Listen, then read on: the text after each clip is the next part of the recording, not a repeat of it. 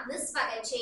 પ્રથમ education trust દ્વારા બાળકોના ભણતર વિશે સમાજમાં શું કાર્ય કરાય એના માર્ગદર્શન હેઠળ કાર્યક્રમનું આયોજન કરવામાં આવ્યું। વડોદરા શહેરમાં પ્રથમ એજ્યુકેશન ટ્રસ્ટ દ્વારા શિવાજીપુરી પ્રગતિ યુવક મંડળ વિસ્તારમાં બાળકોના ભણતર વિશે સમાજમાં શું કાર્યો કરી શકાય એના માર્ગદર્શન હેઠળ કાર્યક્રમનું આયોજન કરવામાં આવ્યું હતું। એ કાર્યક્રમમાં ઉપસ્થિત પૂર્વ શિક્ષણ સદસ્ય, વડોદરા શહેર કારોબારી સદસ્ય રાજુભાઈ ઠક્કર, વોર્ડના પ્રમુખ મહેન્દ્રભાઈ રાઠોડ, મહામંત્રી હાર્દિકભાઈ પટેલ અગડો, વિધાનસભાના મીડિયા ઇન્ચાર્જ રોહનભાઈ પાટીલ સાથે વિસ્તારના સુભાષભાઈ, મહેન્દ્રભાઈ અને પ્રશ્નબેન, ઉષાબેન, રૂબીબેન, આનંદીબેન, પલ્લવીબેન અને પ્રથમ એજ્યુકેશન ફાઉન્ડેશનના ઉષાબેન શુક્લા, ગાયત્રીબેન જોશી, રૂબી મિશ્રા, પુષ્પાબેન મકવાણા, ઉષાબેન રાણા સાથે વિસ્તારના સૌ લોકો અને નાના બાળકો આ કાર્યક્રમમાં ખાસ ઉપસ્થિત રહ્યા હતા। Reporter Dhavalsinh Solanki, India plus news, Vadodara.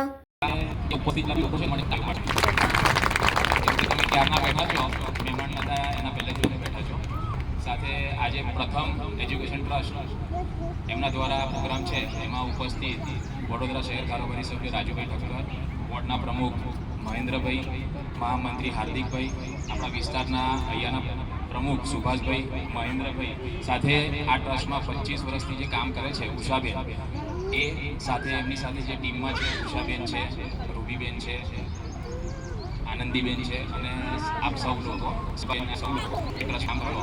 સરકાર બધી જગ્યાએ બનાવટ હોય એટલે ટ્રસ્ટ એક જ કરવાનું છે, આપણે સારું ચાલે આમાંથી નોકરી કરે છે કોઈ જો તમે છોકરાને આવી રીતે મહેનત એ ના કરાવવા માગતા હોય, સારું શિક્ષણ આપવા માગતા હોય તો આ ટ્રસ્ટ સાથે તમારા જે બી છોકરાઓ અહીંયા આવે છે એમની જોડેથી ખાલી તમારે એટલું જ કહેવાનું કે તમે આજે શું શીખ્યા।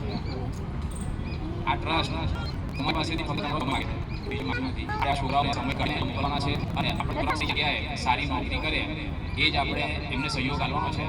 અહીંયાથી અમુક બહેનો જે બોલ્યા એમનો અનુભવ બોલ્યા, અહીંયા માઇક પર બોલવું એટલે બધાનું કામ કદાચ મને નહીં લાગતું કે હોય જેવું એક બે બેન અટક્યા તો કદાચ કોઈને એવું લાગતું હોય કે આ બેન અટક્યા આપણને હસવું બી આવતું હોય, પણ આપણે હસવાનું ના હોય। એવી રીતે છોકરાઓ જ્યારે ભણતા હોય ને તો કદાચ કોઈ છોકરો 100 માર્ક લાવતો હોય, કોઈ 5 લાવતો હોય, તો જે 5 માર્ક લાવતો હોય ને તો એના પર હસવાનું ના હોય। એ બી કાલે ઉઠીને કદાચ એવું હોય કે એ બી 50 કે 60 તો લાવે, તો જે 100 માર્ક લાવતો હોય ને એને સહયોગ આપવાનો હોય, કેમ કે એ બી આપણો ભાઈ છે, આપણો મિત્ર છે। બહેનોથી કદાચ કોઈ વખત છોકરાઓને બોલ્યા હોય કે કહી હોય તો આપણે છે ને આપણા ઘરવાળાને કે આપણા કુટુંબજનોને લઈને બહેનો પાસે અડીને જવા મારા છોકરાને કેમ માર્યો। બહેનો જો છોકરાઓને મારશે કે કંઈ કહેશે તો જ આપણા છોકરા સારું એજ્યુકેશન અને ભણતર કરશે। આપણે એવું કહી દઈએ કે ભાઈ મારા છોકરાને કેમ માર્યો તો આ બહેનો એવું લાગે કે ચલો આના તો ઘરવાળા ઝઘડવા આવે છે એટલે આને સારું ભણાવવું કે નહીં ભણાવવું એ પછી એમના હાથમાં છે। મા બાપ એ આપણા ગુરુ છે અને એના પછી શિક્ષકો બી આપણા ગુરુ છે। જેવી રીતે આપણે મા બાપની ઇજ્જત કરતા હોય એવી રીતે આપણા ગુરુઓની બી આપણે ઇજ્જત કરવાની છે। જેવી રીતે ગુરુ બધી જગ્યાએ જઈને અને એમનું માર્ગદર્શન આપણા છોકરાઓને આપતા હોય તો એ આપણા છોકરાઓ માટે સારી વાત છે।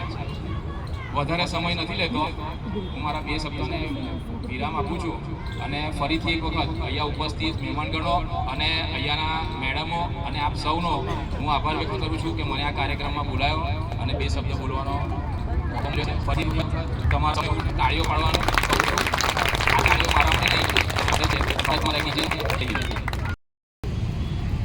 પ્રથમ એજ્યુકેશન ફાઉન્ડેશન ઘણા વર્ષોથી આ સેવાકીય કાર્ય કરી રહ્યું છે। ઘણી બધી વખત બહેનોને મળવાનું પણ થયું છે અને એમાં વિશેષ કદાચ કહું તો પુષ્પાબેન બહુ ચિંતા કરતા હોય છે, વારંવાર આ બાબતે મળતા પણ હોય છે અને એમના ઘણા બધા બહેનો અહીંયાથી પરિચિત છે કે જેઓ આ બાબતની વિસ્તારના બાળકોના ભણતરની પણ ચિંતા કરતા હોય છે। આવા પ્રસંગે અમને ઉપસ્થિત રાખ્યા મંચસ્થ સૌ મહાનુભાવો અને જે કંઈ કાર્યકર્તા બહેનો છે તે સૌ આ કાર્યક્રમમાં જે જોડાયા છે એ સૌને ખૂબ ખૂબ શુભેચ્છાઓ પાઠવું છું અને આગામી દિવસોમાં ખૂબ જ સારા કાર્ય થકી વિસ્તારના સૌ બાળકોને, જરૂરિયાતમંદ બાળકોને આપ સૌ ખૂબ જ સારી રીતે પ્રગતિના પંથે લઈ જાઓ એવી શુભકામનાઓ પાઠવું છું અને જ્યાં પણ જરૂરિયાત હશે અમે ચોક્કસ તમારી પડખે છીએ અને જ્યાં કંઈ કોઈ કામની જરૂર હોય, કશું પણ ફંડમાં પણ જ્યાં પણ જરૂરિયાત દેખાશે ત્યાં અમે તમારી સાથે રહીશું।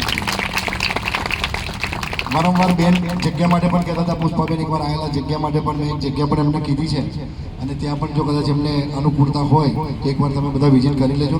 એ જગ્યા પણ તમને હું કોઈ પણ જાતના ભાડા સિવાય અપાવીશ અને ત્યાં પણ લગભગ 700થી ઉપર મકાન છે અને ત્યાં આપણે આવું કંઈક કરી શકીએ એવું છે. તો આગામી દિવસોમાં જ્યાં પણ વિસ્તારના બાળકો માટેની જે પણ જરૂરિયાત હશે અમે તમારી સાથે છે. જય હિન્દ, જય ભારત. માતા કી જય જય શ્રી રામ. બોલવું પડે ને. હમણાં જ રામ મંદિરનું પ્રાણ પ્રતિષ્ઠા થઈ છે 500 વર્ષ પછી. આજનો આ જે કાર્યક્રમ છે પ્રથમ ફાઉન્ડેશન એજ્યુકેશન ફાઉન્ડેશન તરફથી, આની માહિતી હમણાં થોડી વાર પહેલા જ હું આજે જ ફાઉન્ડેશનથી પરિચિત થયો છું અને અત્યારે જ પુષ્પાબેન સાથે વાત થઈ અને જાણવા મળ્યું ને એના પછી અત્યારે જે અહીંયા ડાયસ પરથી જે વોલેન્ટિયર બહેનોએ પોતાનો અનુભવ અને પોતાની કુશળતા બતાવી અને રોહનભાઈએ જેવી રીતના કીધું કે માઇક પર બોલવું બધાનું કામ છે નહીં, ભલભલાના પગ છે ને ડિસ્કો કરવા લાગે. એકદમ હકીકત છે. ભલે 100 માણસને વચ્ચે ગમે તેટલી ગારો બોલવાનું ને આમના બોલ દે, પણ જો માઇક પકડાય ને તો બોલતી બંધ.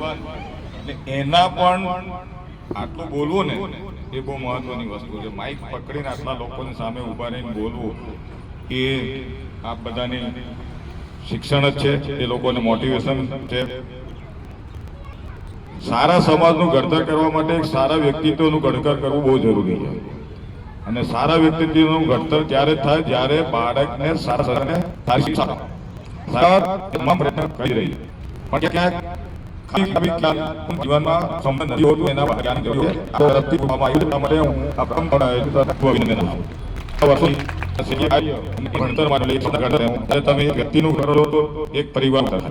આવો સરસ એક કરો અને એ પણ જેને કદાચ ટ્યુશન નહીં મળતું, કાંઈ થતા હોય એમને અનુકૂળતા નહીં મળે, એવા લોકો એમના વિસ્તારમાં જઈને એની અનુકૂળતા એને ભણવાનું આ એક ગીત છે.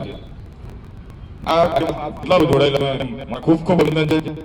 છેલ્લે હું એ જ કહીશ કે ક્યારે પણ કંઈ પણ અમારા લાયક જરૂર હોય ચોક્કસ કદાચ અમે તમને અહીંયા કોઈ મદદ કરી શકે, પણ જે પણ આ દેશ કે ચોક્કસ કરીશું. ધન્યવાદ. મારા બધાને નમસ્તે. જય ભારત, વંદે માતરમ. આજે આપણે ભેગા થયા છે, જેમ રૂબીબેન પણ કહી રહ્યા છે, આપણા ડાયસના મહાનુભાવો પણ છે, જે કોર્પોરેટર છે, અલગ અલગ હોદ્દા ઉપર છે, તો એમનું પણ હું સ્વાગત કરું છું. અને જે આજે તમે લોકો પધારેલા છો બધા, તો બહુ જ ખુશીની વાત છે કે બહેનોને ટાઈમ નથી હોતો, યુથને ટાઈમ નથી હોતો કે પોતાના કામમાં બિઝી હોય, પણ આ ખરાબ બપોરે આ ડાયસ પર બેઠેલા બધા મહાનુભાવો અને તમે બધા આવ્યા છો, તો હું તમારો દિલથી આભાર માનું છું અને હું બહુ જ ખુશ છું. સંસ્થા તરફથી તમારો આભાર માનું છું. આજે આપણે કેમ ભેગા થયા છે, તો તમને ખબર જ છે કે આપણે લર્નિંગ એક્ટિવિટી કરીએ છીએ આ કોમ્યુનિટીમાં. તો એની અંદર આપણે માતાઓને જોડીએ છીએ આઈડિયા કાર્ડની પ્રવૃત્તિ કરવા માટે. અને આપણા જે વોલેન્ટિયર યુથ છે એ લોકો લાઇબ્રેરી પ્રોગ્રામમાં જોડાયા છે, તો એ લોકો નિઃશુલ્કપણે આ કાર્યક્રમમાં બાળકોને મદદ કરે છે, બાળકોને ભણાવે છે અને માતાઓ ટ્રેનિંગ લે છે અને પોતાના બાળકને ભણાવે છે. તો એ બધાને બહુ જ ગર્વની વાત છે, કારણ કે માતાને પોતાના બાળકનું વાત સાંભળવાનો પણ ટાઈમ નથી, પણ એ ભણાવે છે, એક્ટિવિટી કરાવે છે. તો એક સારી શરૂઆત છે અને એના માટે તમને બધાને એક એપ્રિશિએશન પ્રોગ્રામ, જે પ્રોત્સાહન કરવા માટેનો આ પ્રોગ્રામ છે, કે મને આશા છે કે તમે આવી જ રીતે કાયમ માટે સંસ્થા સાથે અને અમારા કાર્યકર બહેનો સાથે જોડાયેલા. Thank you.